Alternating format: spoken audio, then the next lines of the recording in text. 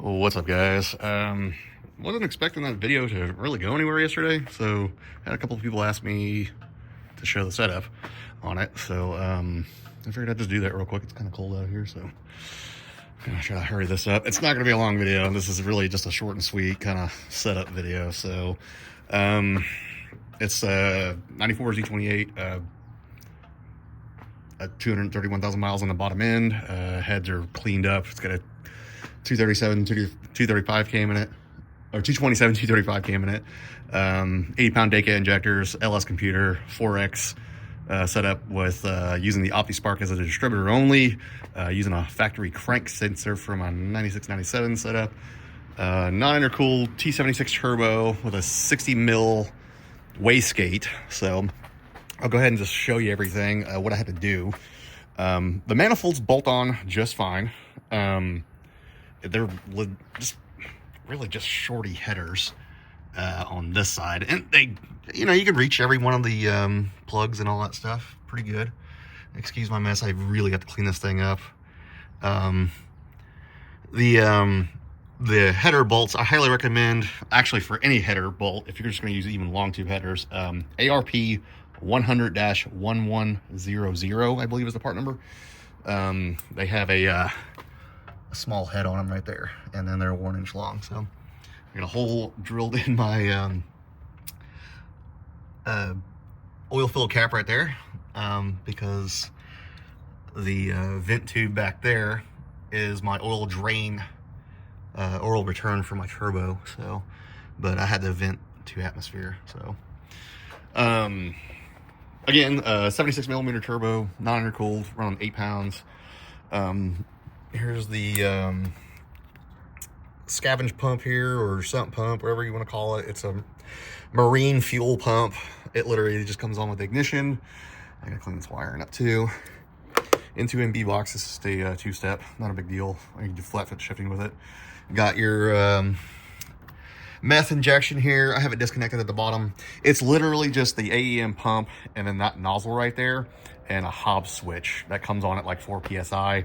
And I'm utilizing the stock tank. I drilled a hole in the bottom of it right there, and I'm just utilizing the stock tank as the reservoir. So not a big deal. The main thing was the pump and then that nozzle right there. And that nozzle's pretty cool. It has a bunch of different adjustments on it too. Burnt my fuel line, so I had to zip tie that out of the way and repair it and all that crap. I'm gonna get rid of that. I'm gonna AN line it, I think, from the back. The turbos, it's literally just an eBay turbo. The one that came with the kit was just too small, so I went with this one. It's a little bit bigger. It didn't fit it didn't fit that well. It would hit the block. The wastegate that comes with it too is a piece of shit too. So this is a VS Racing 60 mil.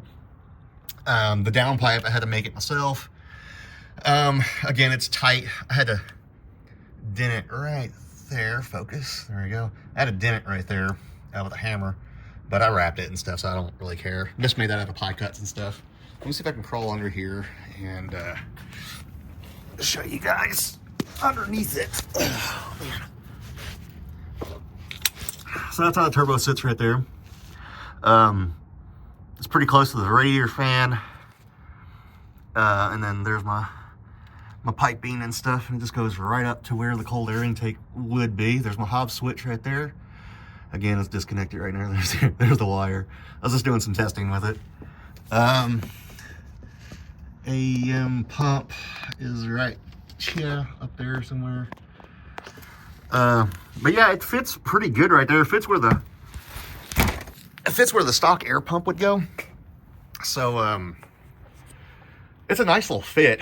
Again, it's not a bolt-in kit. It's a major pain in the ass to deal with. The crossover pipe's a piece of shit. You really need to modify it. It didn't come with any of the proper V-bands for the crossover pipe. The downpipe wasn't a big deal, actually. I seriously just pie cut a bunch of stuff, tacked them together how I wanted them, gave it to my buddy, had them welded up, and then here we are. So not a big deal. This thing's ugly as hell because I've spilled oil on it, and my handprints were on it when it started it up, and it's just going to be ugly, and I kind of don't care right now. I'll probably exhaust wrap the damn thing later or make another turbo setup. So T76 9-inch rear, LS brakes up front, nothing to do with the turbo setup, but safely it runs 8 pounds on E85, 27 degrees of timing ish. Kind of depends on the air intake temps. The air intake temps get really freaking hot.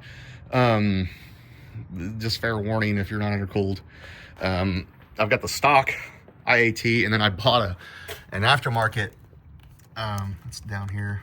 It's a little bitty water temp gauge for a motorcycle off of Amazon for like 20 bucks, and it works perfect. And it's fairly accurate too. I'll turn it on here. You guys can see.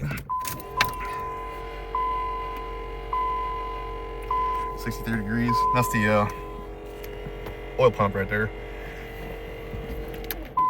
It's loud, but you can't really hear it over the car. Let's get the seat up here. There we go. Okay. Go ahead and fire it up.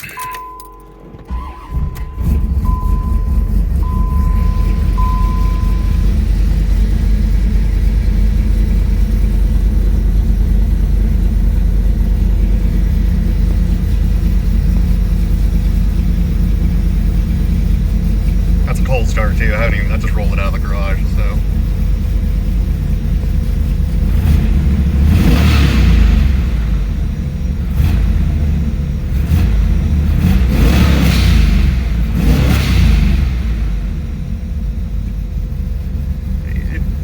The blow-off valve pops off even at a, no load or anything, so.